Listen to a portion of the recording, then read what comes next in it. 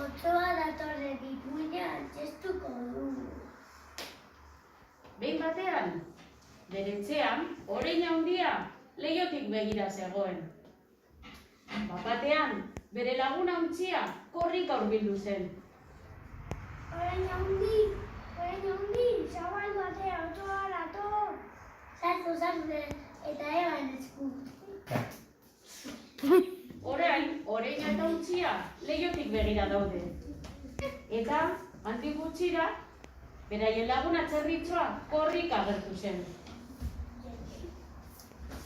Orein handi, zabal batea otsoa dator. Sartu eta eban esku.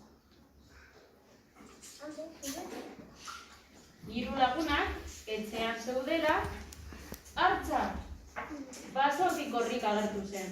Orein handi, zabal batea otsoa dator.